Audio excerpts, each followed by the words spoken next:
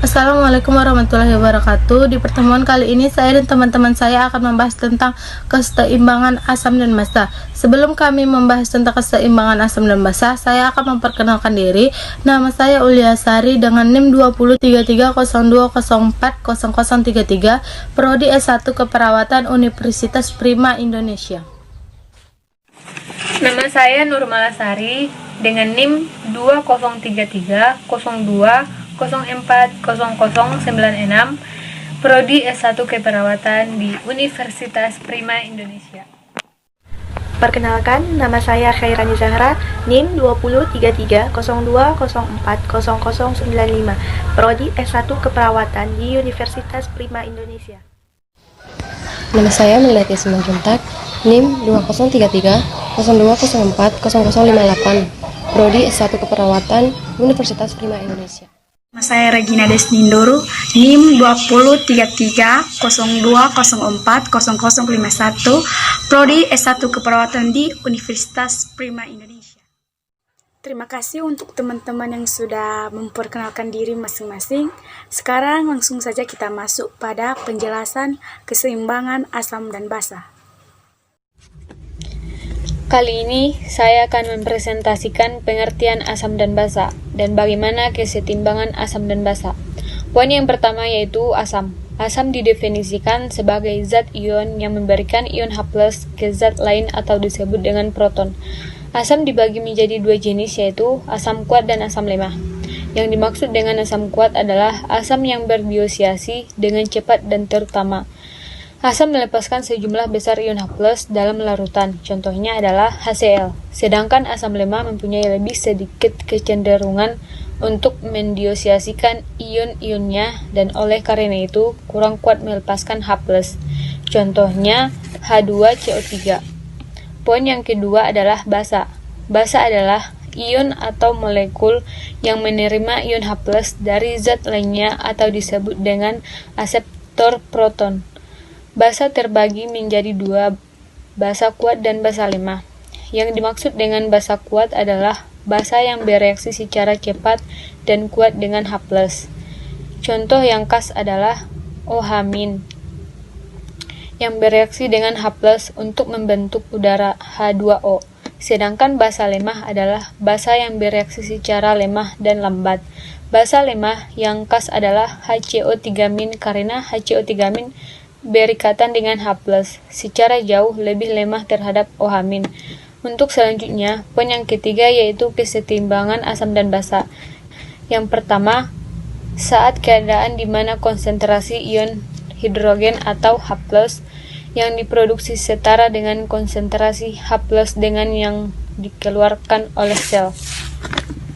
Yang kedua, kesetimbangan ion hidrogen. Yang ketiga, derajat kesamaan atau pH darah manusia normalnya berkisar antara 7,35 sampai 7,45.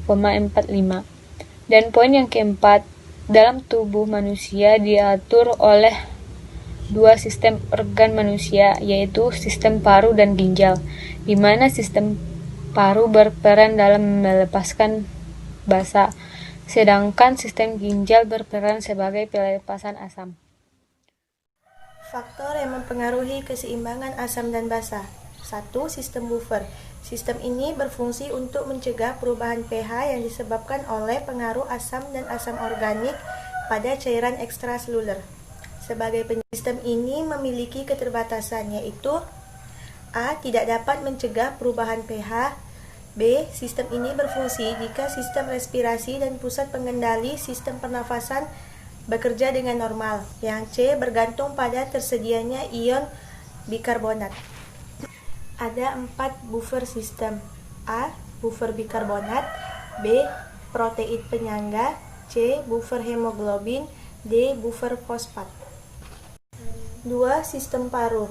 Paru-paru di bawah kendali medula otak mengendalikan karbon dioksida dan mengendalikan kandungan asam karbonik dan cairan ekstraseluler.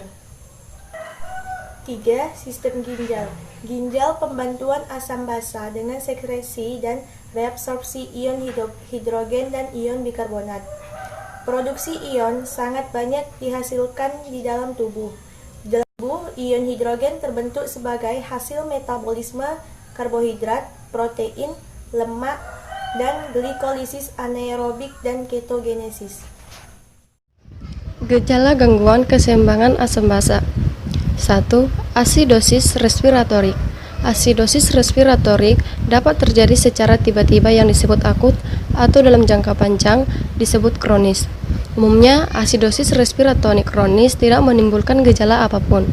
Namun, pada beberapa kasus, penderita dapat mengalami hilang ingatan, gangguan tidur, dan perubahan kepribadian.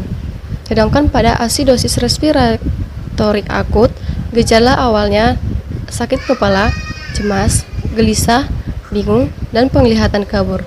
Bila tidak segera ditangani, dapat menimbulkan gejala lain seperti lemas, sesak napas, penurunan kesadaran, hingga koma. Asidosis metabolik. Gejala asidosis metabolik cukup beragam. Gejala tersebut merupakan tanda ketoasidosis diabetik atau asidosis metabolik yang terjadi pada pasien diabetes. Ketoasiditis diabetik termasuk kondisi berbahaya yang dapat mengganggu fungsi hati dan ginjal. Gejala lain asidosis metabolik meliputi pusing, sakit kepala, nafsu makan menurun, mudah ngantuk, mudah lelah, napas cepat dan dalam, dan jantung meningkat. 3. Alkalosis respiratorik. Gejala umum alkalosis respiratorik adalah bernapas terlalu cepat dan terlalu dalam. Kondisi tersebut dikenal sebagai hiperventilasi. Gejala ini yang dapat akibat rendahnya kadar karbon dioksida dalam darah, diantaranya itu pusing, kembung, mulut kering, otot kram di tangan dan kaki. 4. Alkalosis metabolik. Penderita alkalosis metabolik umumnya mengalami hiperventilisasi, yaitu kondisi ketika penderita bernapas terlalu lambat atau terlalu dangkal. Kondisi ini menyebabkan kadar oksigen dalam darah terlalu sedikit, sebaliknya kadar karbon dioksida dalam tubuh meningkat. Gejala lain pada penderita alkolisis metabolik meliputi kulit atau kuku membiru, sesak napas, kram, dan kejang otot, serta mudah muntah. Baik, sekarang kita masuk pada diagnosis gangguan keseimbangan asam basa. Yang pertama itu analisa gas darah.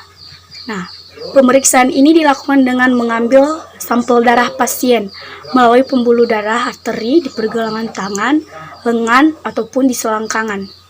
Nah, analisa gas darah ini berguna untuk mengukur sejumlah unsur yang mempengaruhi keseimbangan asam basa, yang diantaranya itu pH darah. Tingkat keseimbangan asam basa dinilai normal bila pH darahnya berada dalam kisaran 7,35 sampai 7,45. Nah, selanjutnya yaitu bikarbonat. Nah, bikarbonat ini adalah zat kimia yang berfungsi menyeimbangkan kadar asam dan basa. Kadar bikarbonat normal berkisar antara 22 sampai 28. Lalu selanjutnya yaitu saturasi oksigen. Saturasi oksigen ini adalah ukuran kadar oksigen yang dibawa oleh hemoglobin di dalam sel darah merah. Nilai saturasi oksigen atau SaO2 normal berkisar antara 94 sampai 100%. Selanjutnya itu tekanan partial oksigen. Tekanan partial oksigen ini ataupun disebut dengan PaO2 merupakan ukuran tekanan oksigen yang larut dalam darah. Ukuran ini menentukan seberapa baik oksigen mengalir dari paru-paru ke darah. PaO2 normal berada dalam rentang 75 sampai 100. Selanjutnya yaitu tekanan parsial karbon dioksida. Tekanan parsial karbon dioksida atau PaCO2 yaitu ukuran tekanan CO2 yang larut juga dalam darah. Ukuran ini menentukan seberapa baik CO2 keluar dari tubuh. Nilai normal PaCO2 berada dalam kisaran 34 sampai 42. Nah, sekarang kita masuk pada tes darah metabolik. Nah, tes ini dilakukan untuk melihat kelainan metabolik dilakukan dengan mengambil sampel darah pasien melalui pembuluh darah vena di tangan ataupun di lengan. Nah, selain digunakan untuk mengukur kadar pH darah, tes ini juga mengukur sejumlah unsur kimia dalam darah seperti gula darah, protein, kalsium, dan elektrolit. Nah, setelah tes darah metabolik, sekarang kita masuk pada pemeriksaan paru-paru. Pada pasien yang diduga mengalami asidosis respiratorik, dokter akan menjalankan röntgen dada untuk melihat kondisi paru-parunya. Nah, selain röntgen dada, dokter dapat menjalankan tes fungsi paru seperti spirometri dan plethysmography. Nah, spirometri ini adalah pemeriksaan untuk mengukur jumlah udara yang dihirup dan dikeluarkan. Nah, sedangkan plethysmography ini bertujuan mengukur volume udara di dalam paru-paru.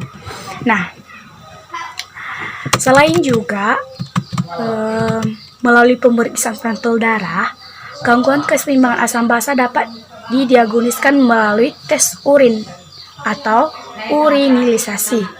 Melalui urinisasi dapat menjadi tanda perubahan kadar asam pada pasien. Selanjutnya kita masuk pada pengobatan gangguan keseimbangan asam dan basa. Yang pertama itu asidosis respiratorik. Nah, salah satu metode pengobatan pada asidosis respiratori adalah dengan obat-obatan. Yang pertama yaitu antibiotik, berguna untuk menangani infeksi. Selanjutnya yaitu bronchodilator, untuk melebarkan saluran pernapasan. Kemudian diuretik, untuk mengurangi kelebihan cairan di jantung dan paru-paru. Lalu kortikosteroid, guna mengurangi peradangan. Kedua yaitu asidosis metabolik. Pengobatan asidosis metabolik tergantung pada penyebab yang mendasarinya. Di antaranya yaitu yang pertama infus natrium bikarbonat pada asidosis hiperkloremik. Yang kedua itu suntik insulin pada penderita asidosis diabetik. Yang ketiga, pemberian pengganti cairan tubuh melalui suntik. Selanjutnya yaitu betoklifikasi pada asidosis yang mengalami keracunan obat atau alkohol. Nah, yang ketiga yaitu alkalosis respiratorik. Pada alkalosis respiratorik yang disebabkan oleh hiperventilasi, dokter menyarankan pasien menghirup karbon dioksida. Nah, pertama-tama buang napas ke dalam kantong kertas, kemudian hirup karbon dioksida di dalam kantong tadi. Ulangi langkah tersebut beberapa kali. Nah, cara ini bisa memudahkan menaikkan kadar karbon dioksida dalam tubuh. Sekarang yang keempat yaitu alkalosis metabolik. Penanganan alkalosis metabolik ini tergantung pada penyebab yang mendasarinya. Pada sejumlah kasus, dokter dapat memberikan beberapa jenis obat, yaitu diuretik, kemudian diuretik hemat kalium seperti spironolakton, AC inhibitor, kortikosteroid, dan obat antiinflamasi. Komplikasi gangguan keseimbangan asam dan basa.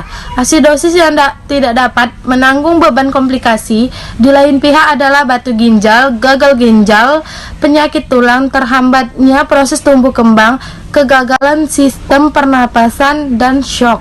Seperti halnya asidosis, alkalosis yang tidak dapat menimbulkan kerumitan yaitu gangguan irama jantung, gangguan elektrolit, terutama hipokalemia, pencegahan gangguan keseimbangan asam basa. 1. Pencegahan asidosis respiratorik. Berhenti merokok untuk mencegah kerusakan paru-paru. Menjaga berat badan ideal karena obesitas akan dapat membuat kita sulit bernapas. Pencegahan asidosis metabolik. Penjaga cairan tubuh tetap cukup dengan banyak minum. Mengontrol gula darah. Mencegah berhenti mengonsumsi minuman beralkohol agar penumpukan asam laknat tidak terjadi. Terima kasih. Baik, demikian penjelasan tentang keseimbangan asam dan basa. Saya Regina Desnindoro dan kelompok 11 Biokimia mengucapkan terima kasih dan jangan lupa like, comment, share, dan juga subscribe.